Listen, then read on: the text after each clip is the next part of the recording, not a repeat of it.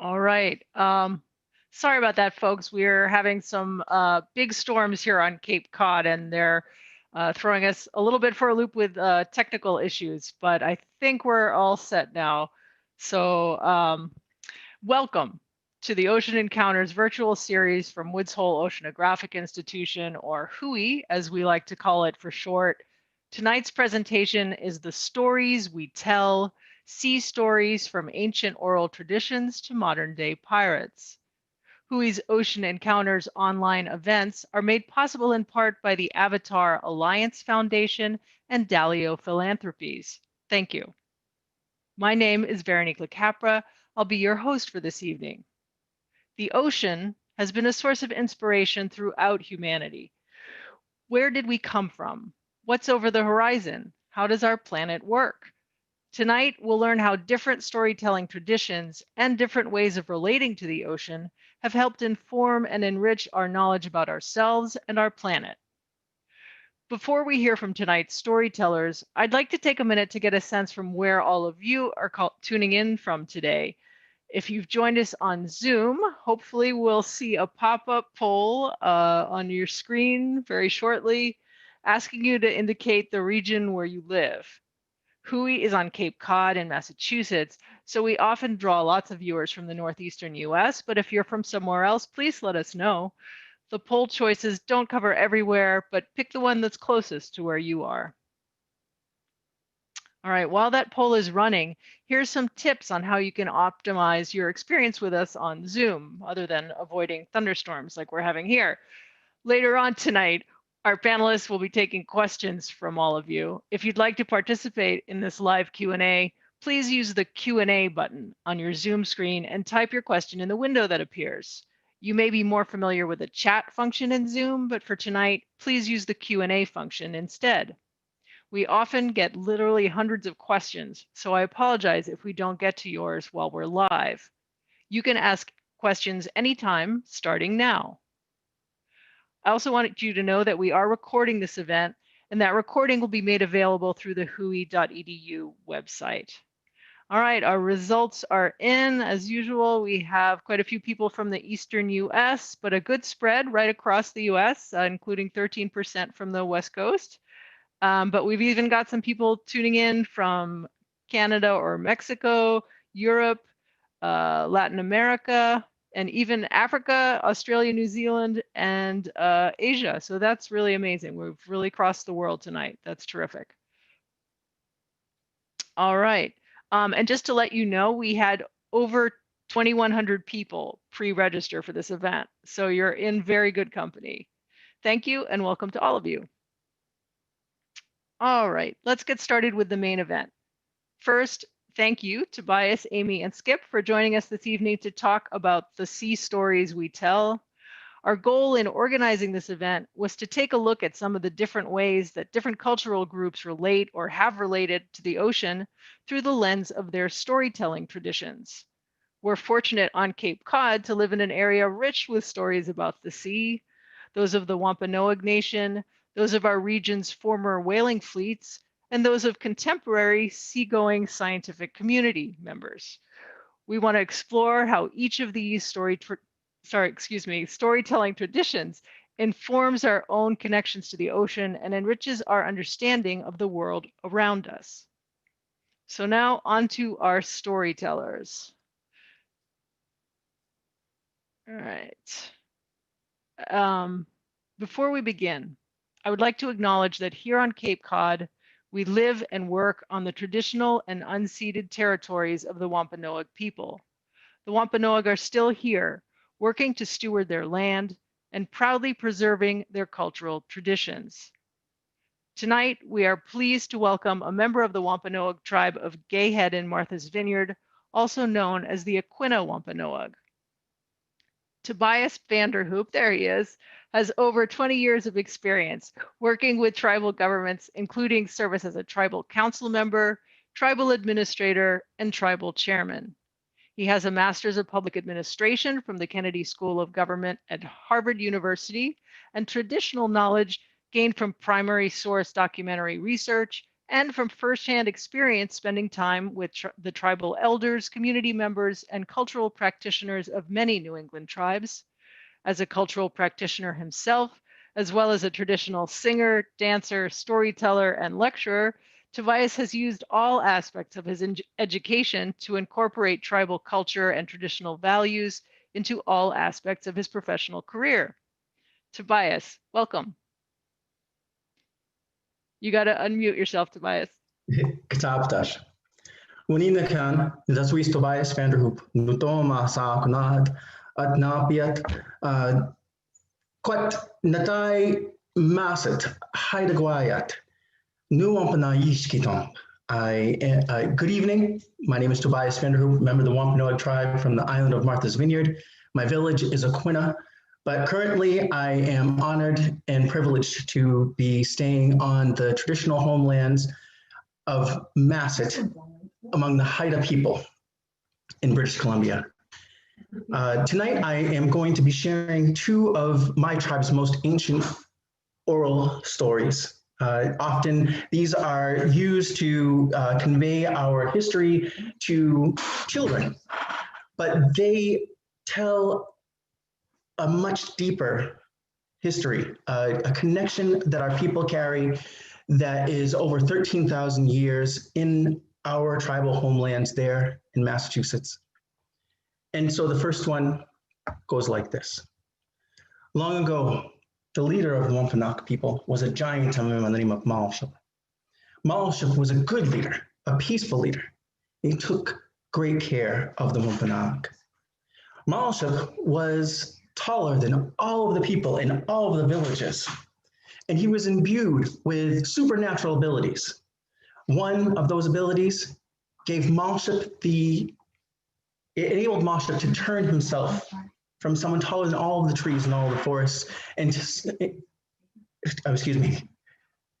from someone taller than all of the people in all of the villages into someone taller than all of the trees and all of the forests. So Malship was a giant. Now Malship was also a traveler and an adventurer, and so he would travel all over what is now known as New England. But his favorite place was a place that he called Aquinnah, a place where white cliffs rose up out of the water. It was a beautiful place.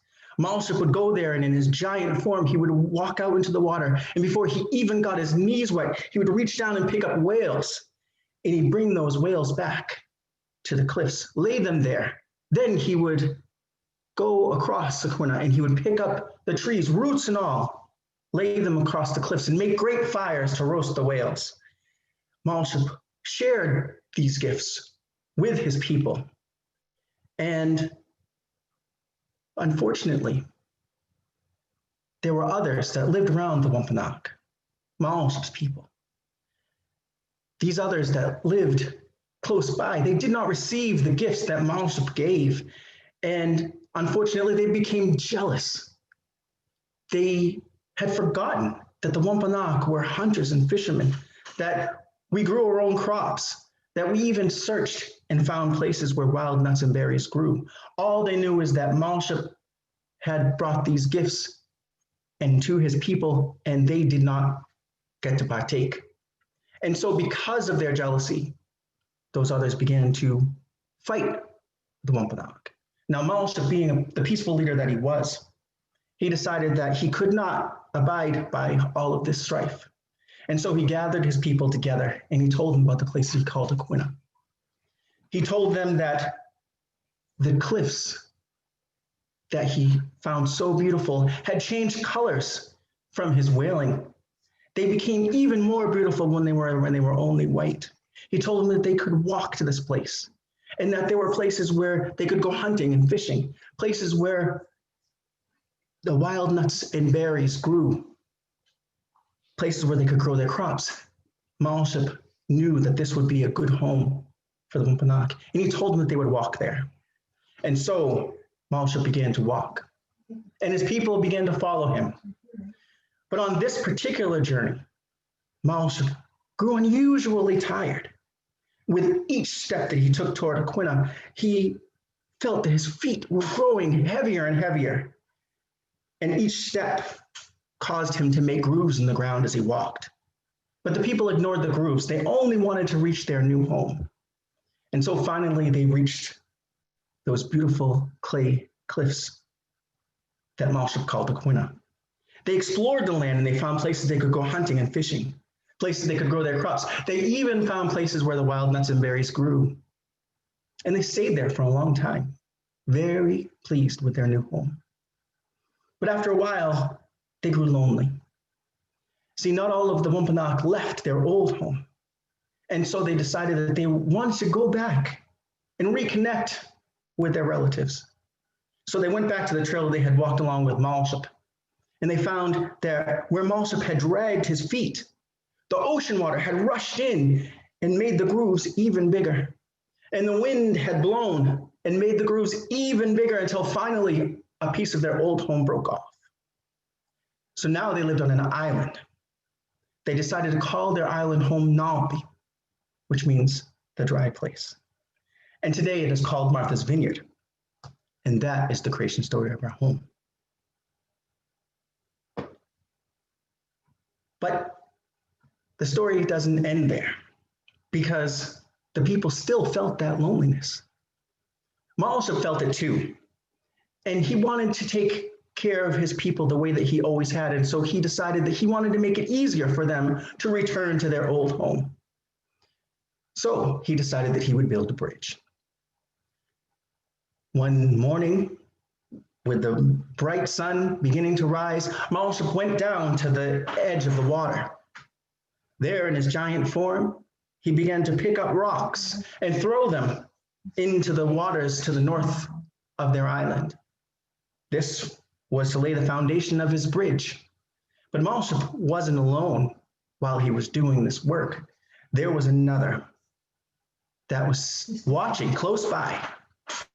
The other was called Cheapy. Now, Cheapy was often separated from everyone else and involved himself in the things that were going on, but not always in a good way, often mischievously. And this time was no different. You see, Cheapy wanted to know exactly what Malship was doing.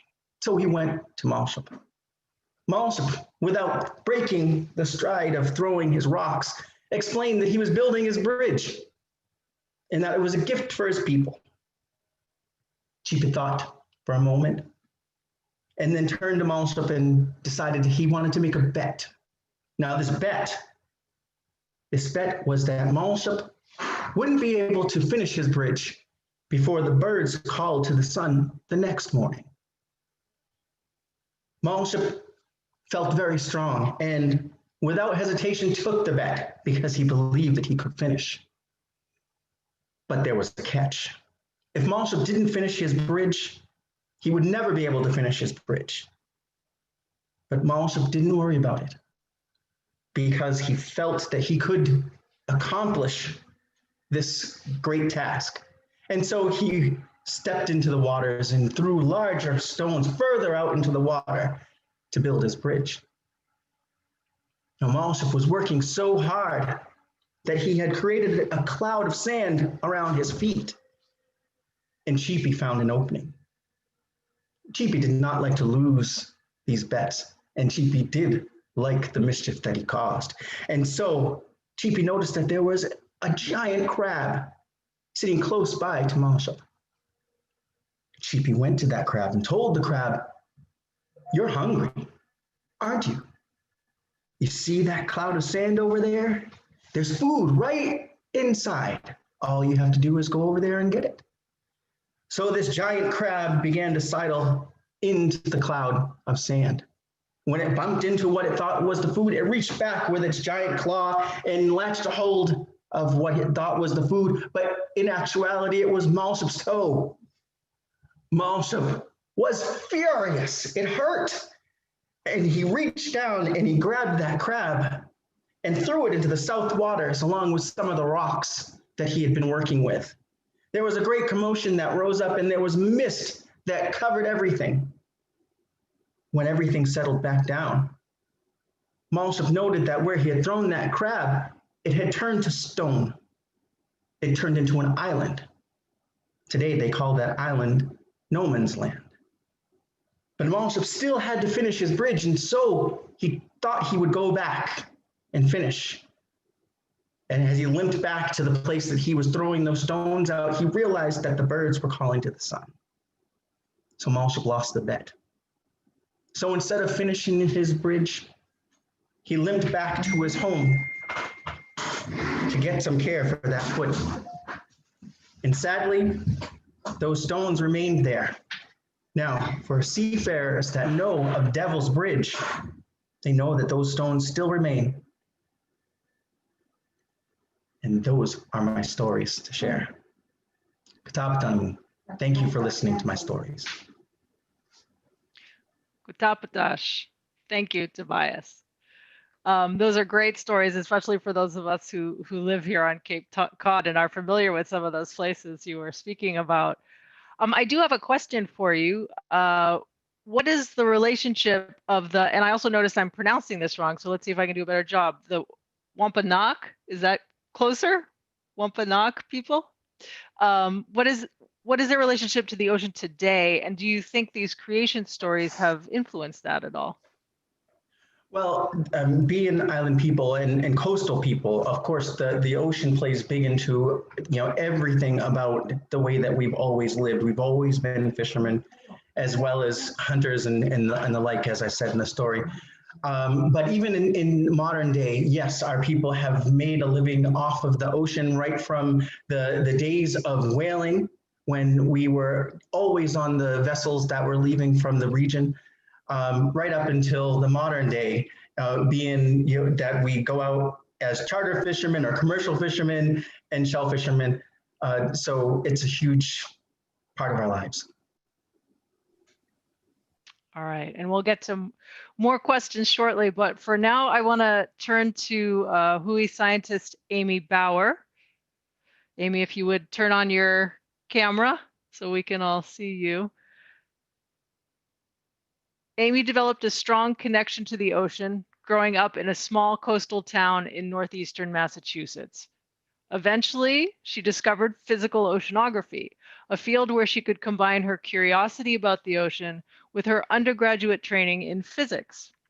In 1988, she accepted a postdoctoral scholar fellowship at WHOI and has been here ever since, earning the rank of senior scientist in 2005 and currently serving as the chair of the Department of Physical Oceanography. Amy has been to sea many times and had a particularly harrowing experience during an expedition in the Indian Ocean, which she'll be talking about tonight. Amy, are you there? And can you turn on your video for us, please? There we go. There we go. All right. And you can hear me fine? We can hear you perfectly. Thank you. Great. Great. Thank you very much, Véronique, for the introduction. And I just want to say how honored I am to share this event with two such excellent storytellers. We've heard one, and I'm sure the next one will also be great following mine. So as a seagoing oceanographer, I've had many encounters with the ocean around the world on various research cruises. Each one is quite different, but the story I'd like to share with you tonight is extra complicated, and so it really illustrates how the unexpected can be around any corner. So I'm going to start with history, and if you can think about every natural system on Earth has a history. Trees have history. We have history. Every water parcel in the deep ocean also has a history, which means it has a beginning or an origin. In oceanographic parlance, we say the origin of a bucket of water that's going to end up in the deep ocean. Its birthing place is usually somewhere very close to the sea surface. This is where, through interactions with the atmosphere, it takes on a certain temperature and salinity characteristics, which you could think of as its fingerprint, its identity. And that fingerprint will depend on where in the world it has been sitting at the surface in contact with the atmosphere. As that water parcel moves away from its birthplace, it will carry that identity with it, even down into the deep ocean. This first image shows sort of how this works. This, on the right-hand side, you see the birthplace of a water mass or a water type. And these are usually semi-enclosed, small ocean basins or seas that are usually almost entirely surrounded by land. So they're very much influenced by the climate of the land masses around them. In the case I'm going to be talking about, it's a very dry land around this ocean basin. It's very, very dry. And when the atmosphere is very dry, the ocean evaporates. When ocean water evaporates, the fresh water is the only part of the seawater that goes into the atmosphere. And you can see that with this sort of big arrow pointing upwards. That's the suction, almost, you could say, of fresh water out of the ocean up into the atmosphere. And that will later fall as rain somewhere nearby or somewhere far away. But what's left behind then is the salty part of the salt water. And that's makes, therefore, the ocean water in that semi-enclosed basin extra salty. That means it's extra dense as well. So as it makes its way out of this marginal sea, regional sea, it goes usually through a small constriction or a strait or over a sill, a shallow area. And then because it's so dense and so salty, it sinks and sinks down to some depth in the ocean and then starts spreading out from there, carrying its fingerprint with it. So this is a process is very important to understanding how the ocean and the atmosphere interact and how climate changes are transmitted into the deep ocean. So in the next picture, you can see other places around the world ocean where this occurs. There's lots of these, what we call marginal seas around the edges of the bigger ocean basins. There's quite a few around the Atlantic, and everywhere where you see an arrow coming out into the bigger Atlantic, that's a place where one of these water types is being formed and exiting its birth area and flowing out into the open ocean.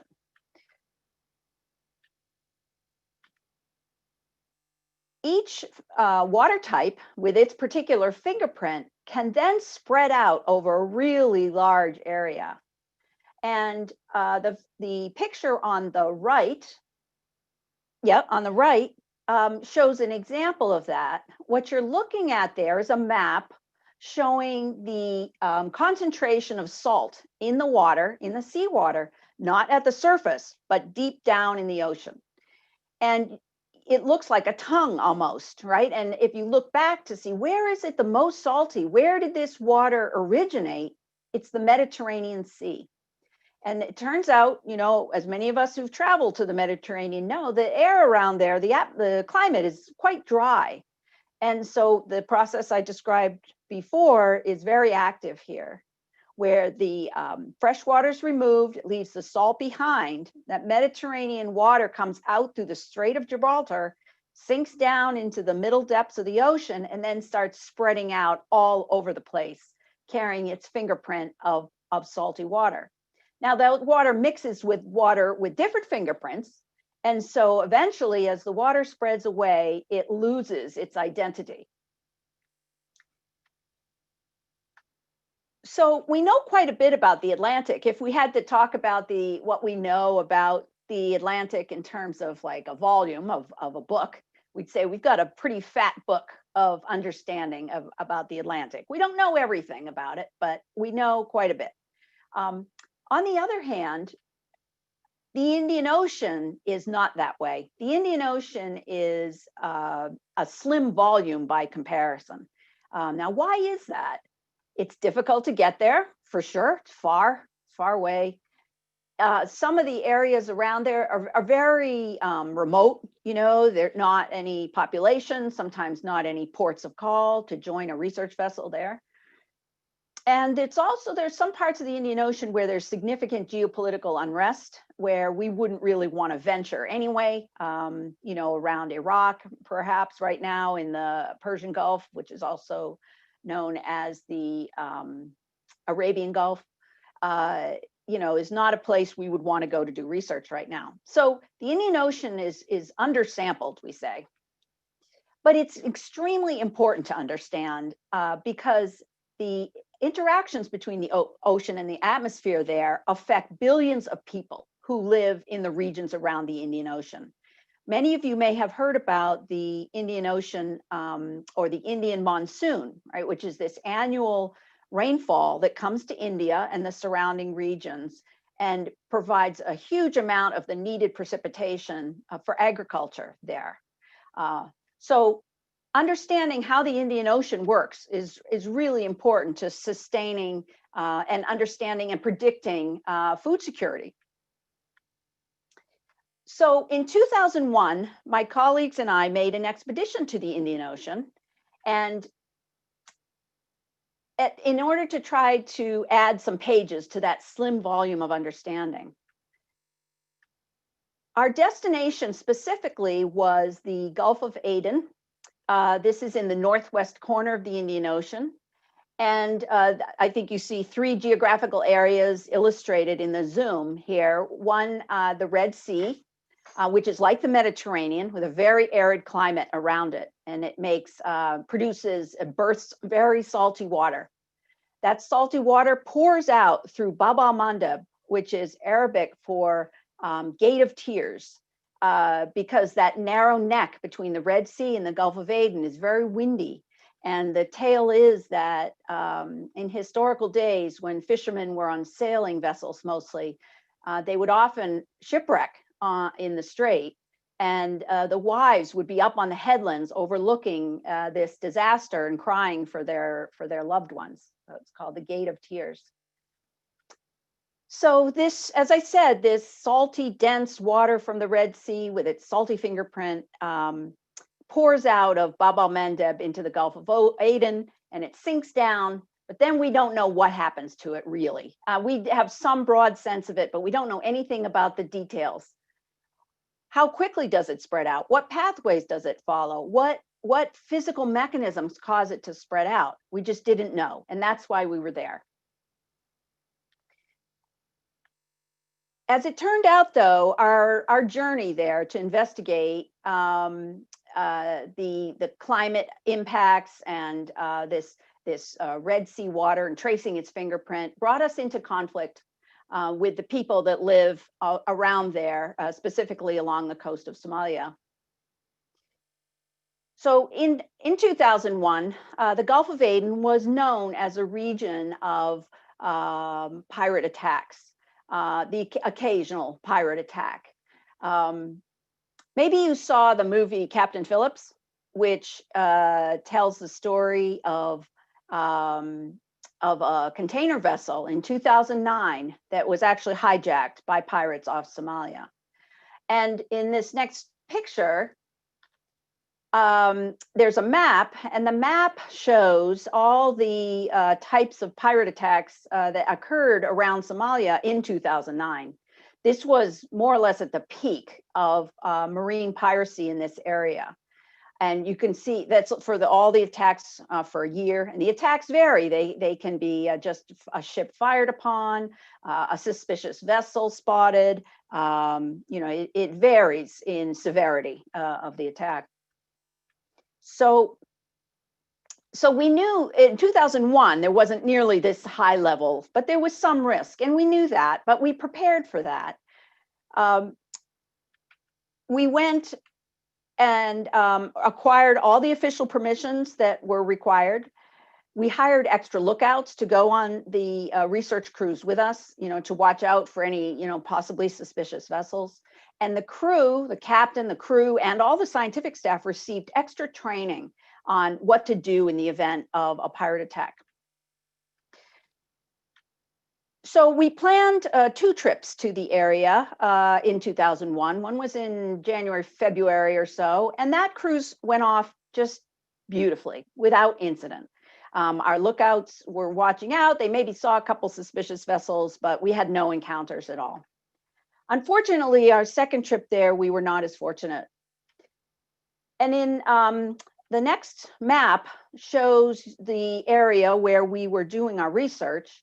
It shows a line with a cruise track, and individual dots along that cruise track show stations where we stopped to take measurements. And it turned out that when we were about 20 miles from Somalia, we actually did encounter some and experienced piracy attack. So we were there, you know, still looking for the fingerprint of that water coming out of the Red Sea. And at that station, which is, I think, has a little star around it in the lower left corner of the map, we ran into pirates, and I have a photograph of them. We saw initially what looked like an innocuous large fishing boat going by, sort of, you know, at an angle, not approaching us or anything. But from behind that fishing boat came this smaller boat with these guys in it.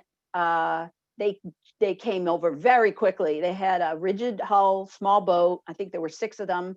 And they were clearly threatening right from the beginning. They started circling around the ship. We were stationary doing some lowering some sensors into the water at that time.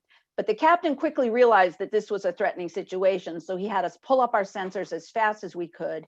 And he got underway away from the coast as absolutely fast as that ship would go, which is not very fast, maybe 14 miles an hour, something like that, which is, you know, maybe 3 times as fast as you can walk. So it's not very fast.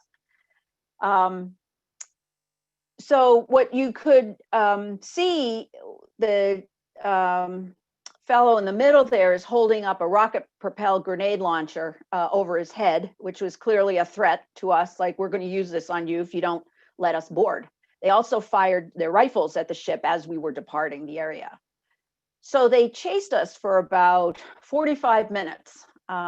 They could go faster than we could. And they could have, if they wanted to, come right up alongside, or they could have shot a grenade right through the bridge if they wanted to. They had that capability.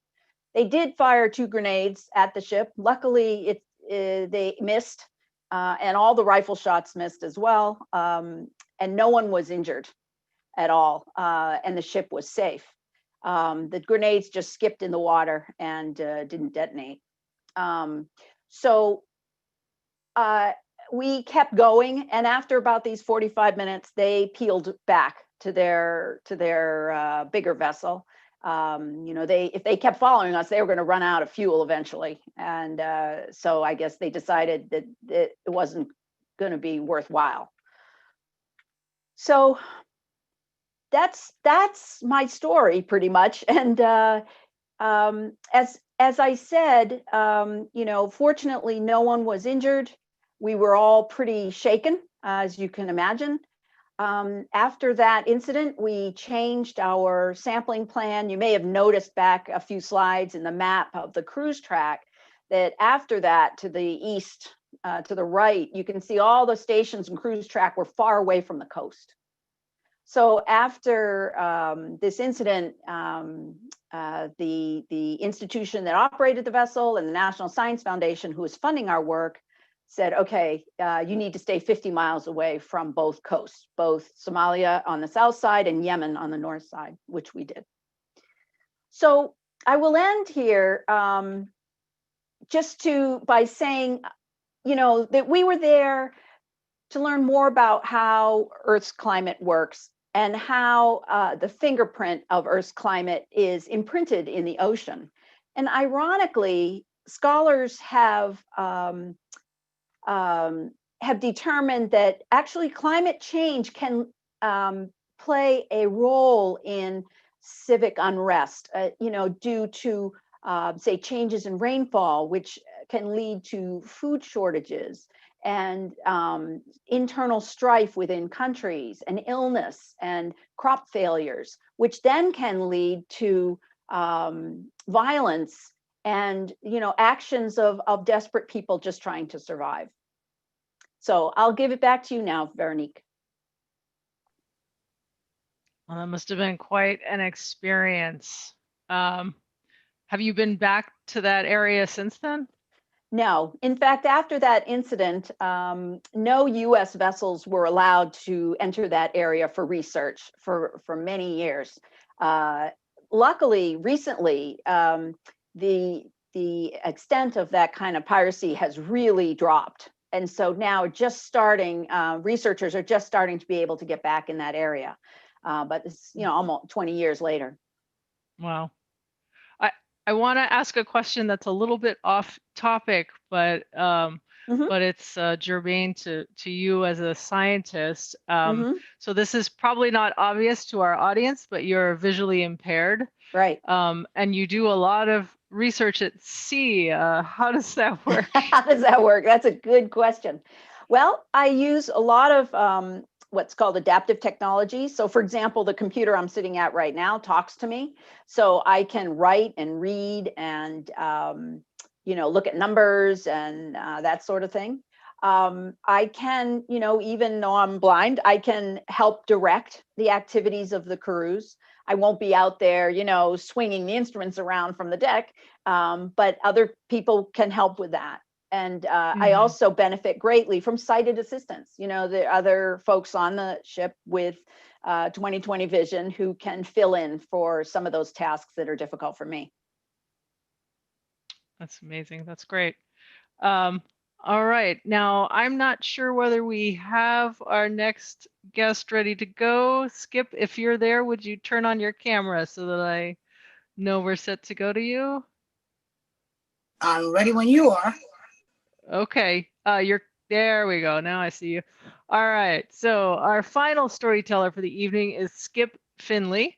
Skip was a popular media executive responsible for a number of radio stations in many US markets. Having attempted to retire, often since age 50, he keeps returning to communications, currently as the Director of Sales and Marketing for the Vineyard Gazette Media Group on Martha's Vineyard, where he has summered since 1955 and has lived since 1999.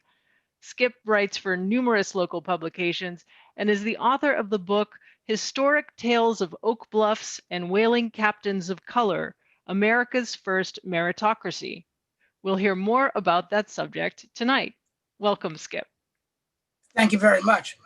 First, since we mentioned my marketing background, I'd like you all to, when the program is ended, go to WHOI.edu/donate, and please give the Woods Hole Oceanographic Institute, some amount of money so they can continue their fine work.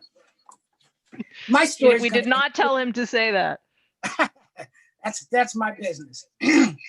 The story of Whaling Captains of Color, includes a lot of facets, but it's really the story of the industry that the Wampanoag here on Martha's Vineyard, Tobias's people founded.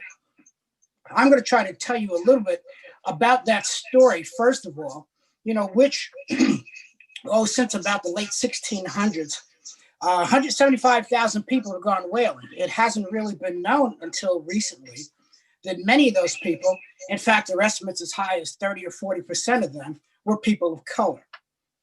The whaling business was actually 15,000 different separate business enterprises that included 2,700 trips and 2,500 captains, 47 of whom were killed by whales, despite what you think about Moby Dick. But close to 950 of these 2,500 captains were replaced. Once one is 1,200 miles out at sea, for example, no one cares who's able to get you home. The picture you're seeing, by the way, that's the traditional picture, we have of whaling captains. And it turns out that's not actually the case. The gentleman at your far right there is a captain named, T.W. Williams.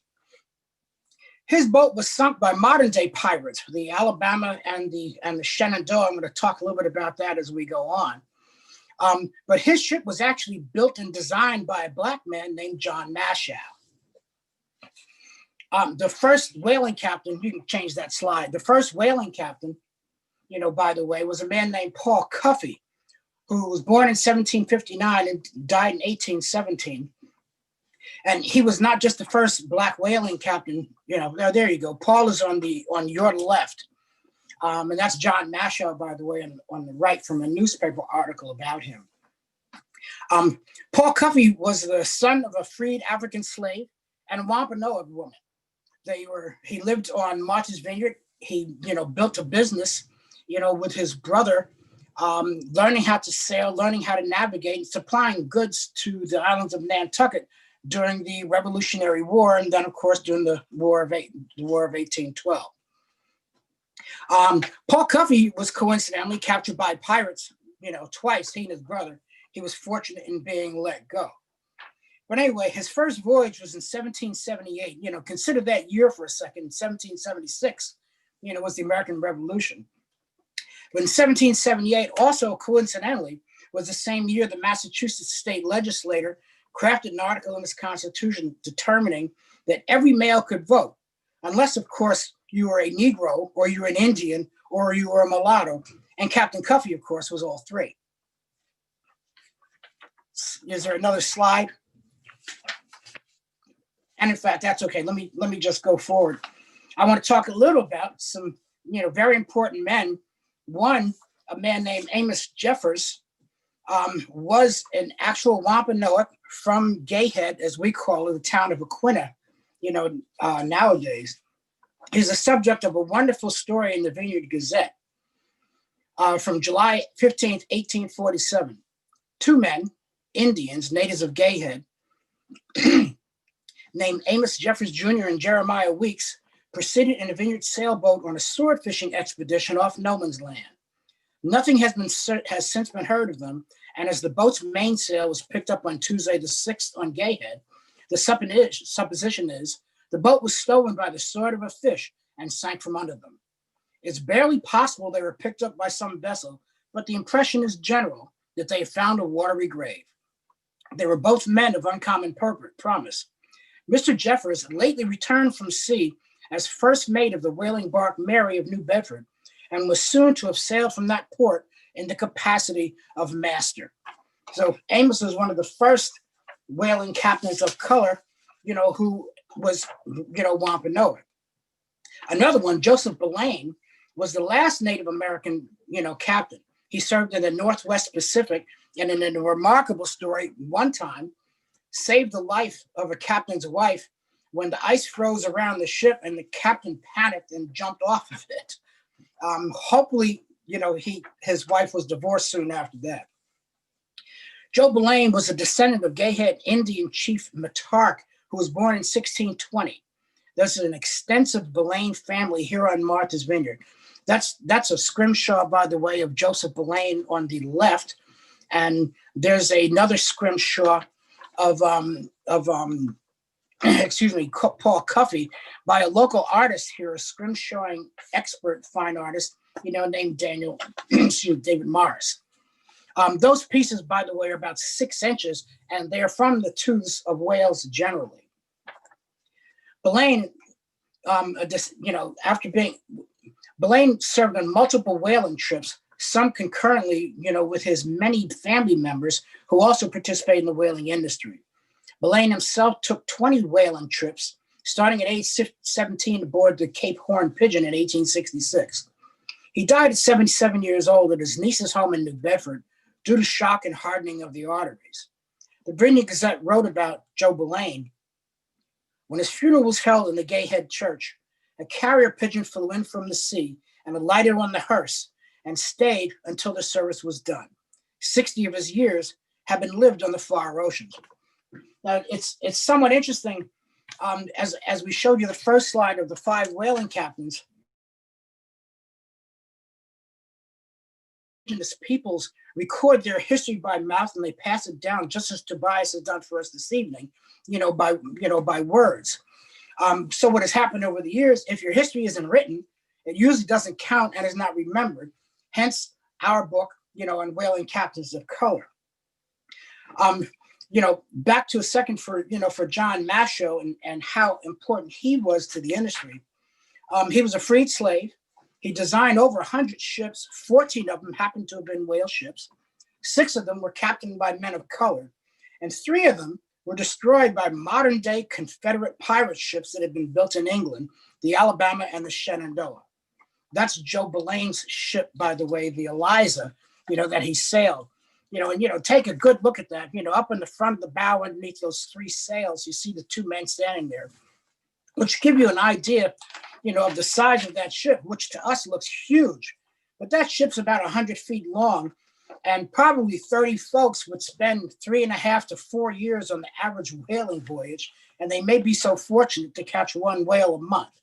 So whaling was a horrible, horrible, very tough, thankless industry for a lot of reasons. Although over the years it made many people rich, as it turned out, some of them turned out to have been people of color. According to a New Bedford newspaper headline, a Masho ship was considered one of the very best. And between 1830 and 1860, 6 different of his ships included the Morning Star, who was led by Captain Valentine Rosa on one of his trips, and it sank. And he and his wife were both aboard that time. Everyone survived the trip, and he was able to get back and tell the story. Some of those other captains were Joe Benton, Jasper Ears, Valentine Rosa, John T. Gonzalez, and Frederick Hussey. There was another one named Captain William A. Martin, who sailed on the Benjamin Tucker, another ship designed by Mr. Masho, on his first trip, you know, and I believe 1846. You know, it was quite some time ago. Anyway, the Benjamin Tucker, the Jerez Swift, and the Nimrod were 3 ships that were sunk by the Alabama and the Shenandoah during the Civil War.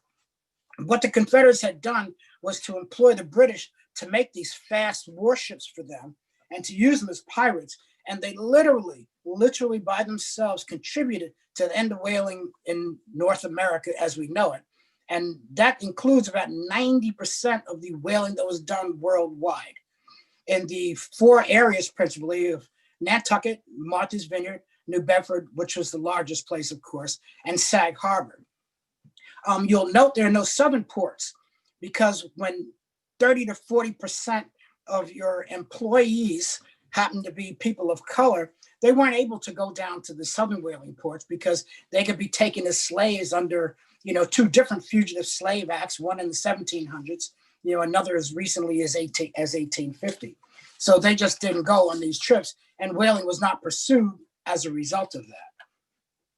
Those 2 Confederate raiders, you know, modern day pirates, just like the Somalia ones that Amy just shared with us, okay, they destroyed over 100 ships, okay? They destroyed as many as 60 whaling ships in one day in 1865. 3 of them, of course, built by a Black man. Several of them sailed on, you know, by Black and indigenous people as well. And that's the most part of my story. Over a more than 250 year period of time, this was an industry that generated, my calculation is over $10 billion, thanks to Moshe that Tobias just told us about. And Amy, with that, take it back to you. Thank you, Véronique? Skip. That was, yeah, that's fine.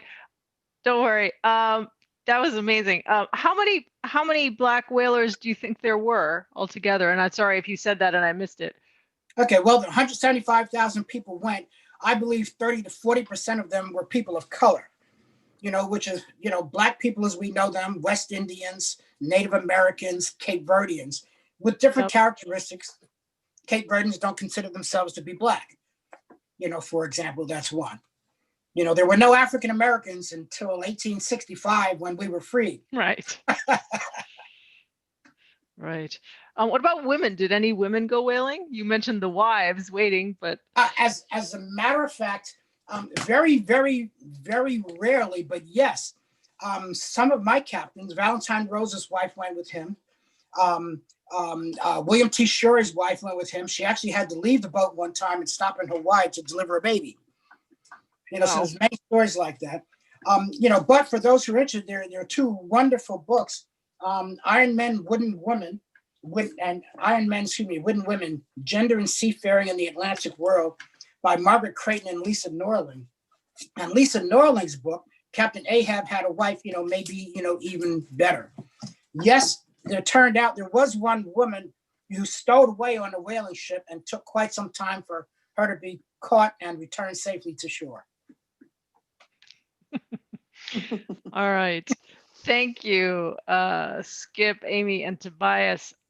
We've been getting a lot of questions already, and I'm sure there's lots more out there. So please do ask your questions using the Q&A function in Zoom. Before we go to those questions, if our technical gods are with us here, we'd like to do one more quick poll to test all of your knowledge about whaling and the stories told about it. Someone had mentioned Moby Dick earlier, and so what was the original title of Herman Melville's novel Moby Dick? All right, we've got the poll running here. And yeah, most people got the right answer. Wow. The answer is The Whale. That is correct. The novel actually only sold about 3,000 copies during Melville's lifetime, and it wasn't until the 1920s that scholars began to see it as an important work of early American fiction. All right, let's see. There's a lot of questions here, so let's see if I can find a good one. I'm going to go with this question, which is that we've had some questions about musical traditions. And I would like to know how music figures into the traditions of the Aquinnah Wampanoag, the whalers, and modern day research ships, if it does. So maybe Tobias, let's start with you. Well, we certainly had songs that we would sing for canoeing purposes to keep everybody in time and moving toward their goal. But we actually had songs for just about every purpose that you can think of, because we also had ceremony for every purpose that you could think of, and song and ceremony are something that go hand in hand. Amy, any Sure. songs on the yes, Armstrong yes. or the Atlantis? Sometimes either a scientist or a crew member will bring a musical instrument along. My most recent memory is one of a crew member who brought his accordion and would stand up on one of the upper decks and practice his accordion and his singing, and it was just lovely. It was fantastic. There's no better setting for it. Yeah. Skip, is there a tradition of songs in the whaling? Song was huge in whaling. Most people think of it in terms of sea shanties, and thanks to their lyrics nowadays, we think that's kind of a fancy, songs about the woman I left behind. In fact, once one saw a whale, you had to row maybe 3 or 4 miles, these 6 guys in these small ships, and go stick that whale and kill it and then tow it back. So these sea shanties, many people believe, were started in the South with the slave songs, which, as Tobias said, would help you keep your rowing in rhythm, but also, takes kind of the back-breaking effort, out of it.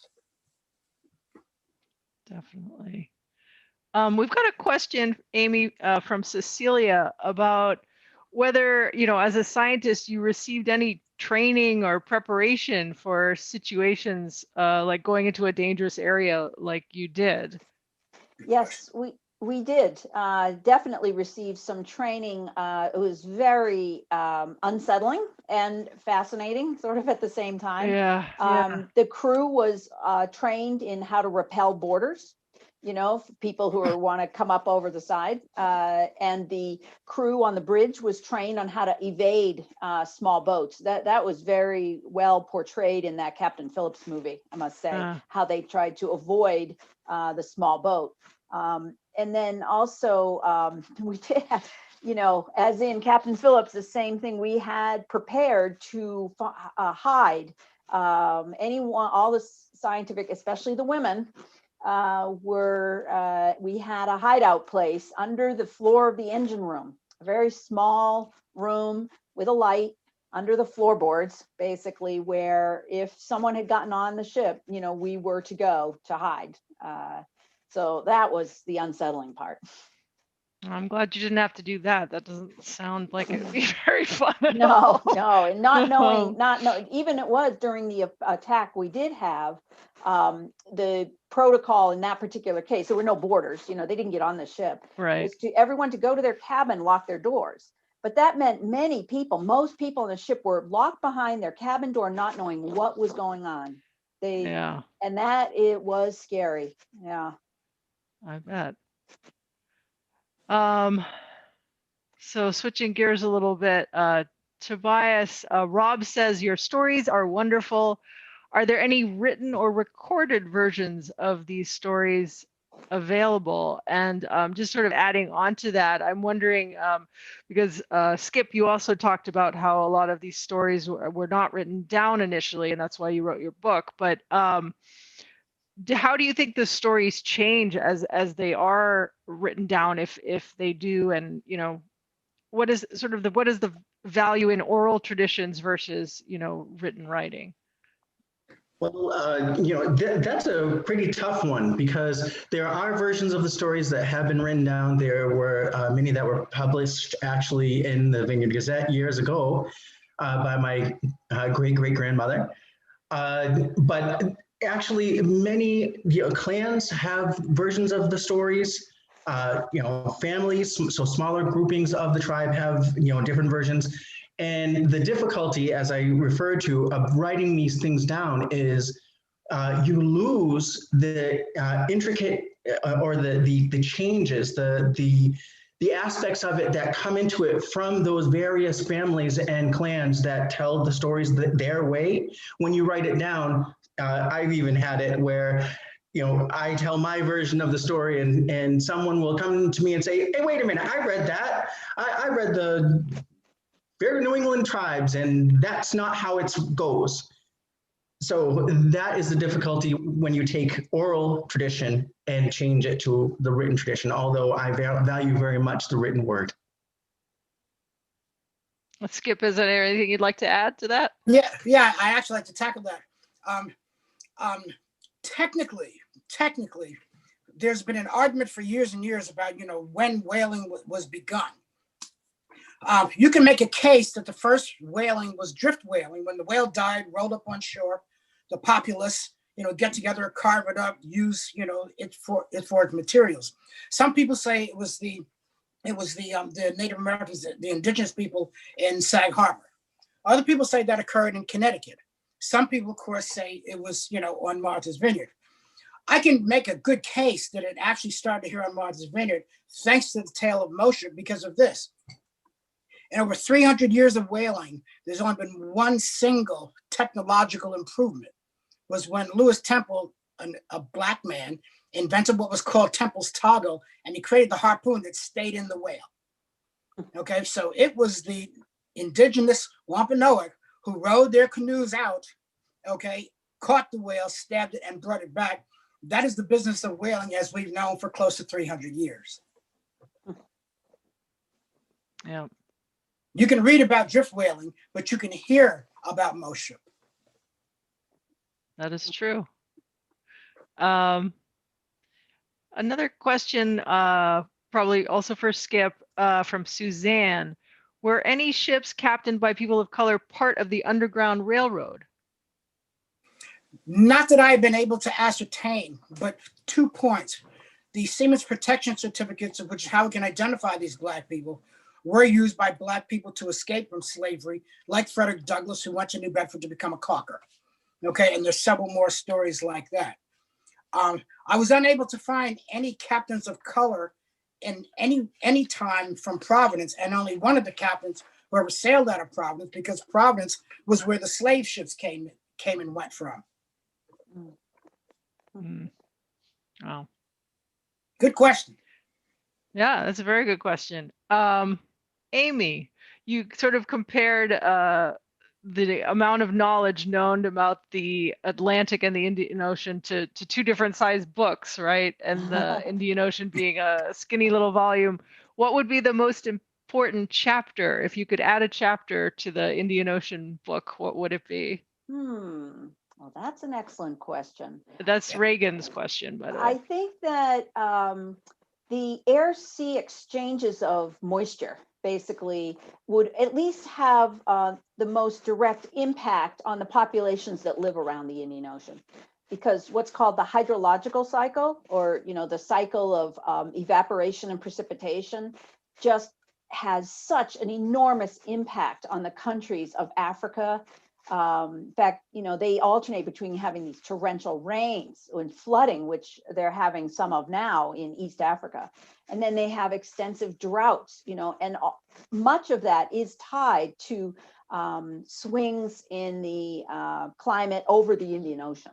So I think, understanding better what causes those swings, are there any long-term changes in those swings? I think that would have the most direct impact on the people who live there. Mm.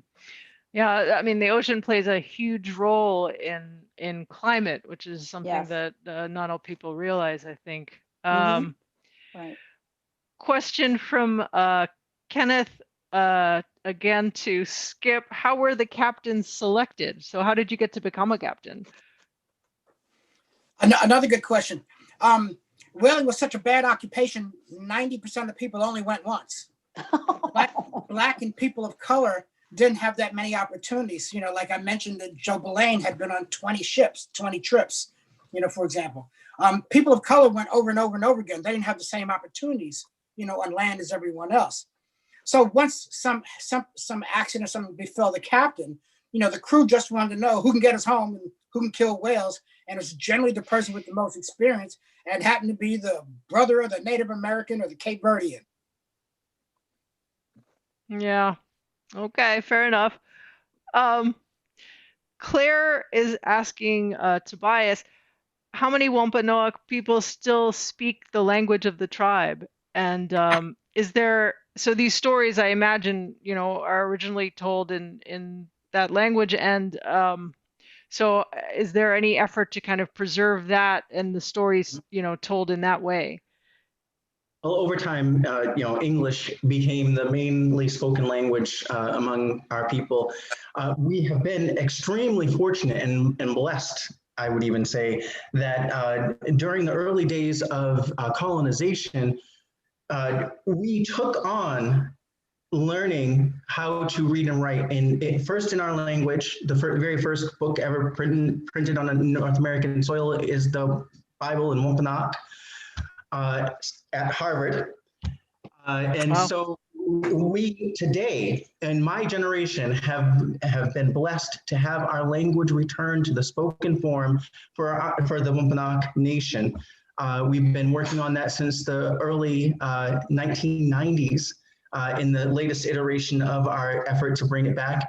I don't have a firm number on how many of us speak, but we're blessed that we can now. I can introduce myself, I can pray, I can sing in Wampanoag.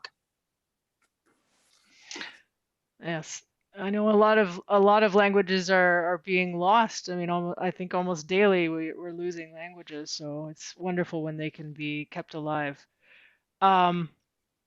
All right, we have, I think this is going to be our last question because we are over time. With the technical difficulties, we let ourselves run a little bit over today, but what are some sources people can turn to in order to learn more about the Aquinnah Wampanoag and their stories, the whalers of color, and of seagoing science? So that's a kind of a closing question for all of you. Let's start with, we'll go to Skip. All right. First, yes, please buy my book. Again, I'm in sales. But I have a very extensive list. It's about 12 or 18 pages of notes and bibliographies. To produce the book, I've read, bought, studied, researched, and taken notes from about 150 whaling books, or pretty much all the whaling books. So that would be an excellent place to start. I do think, though, I would probably read Eric J. Dolan's book first, Leviathan. Second, I read Philip Hoare's book, The Whale, coincidentally enough, and certainly Nathaniel Philbrick's, classic, the story of the whale ship Essex. All right, some great recommendations there. Amy, how about you? Well, not to fall into shameless self-promotion, but I would send people to start with to Woods Hole Oceanographic Institution's website. For starters, there's a lot of great information about ocean science and research there. That's WHOI.edu. Thank you. Yes, if you want to hear the pirate story again and learn more about ocean science from the point of view of a layperson, there's a book you can actually order on the WHOI online store, written by David Fisichella, who happens to also be my husband. And it's called 7/10. I think it's Love, Science. We've got it up on the screen now. Yeah, Love, Science, and Piracy at Sea.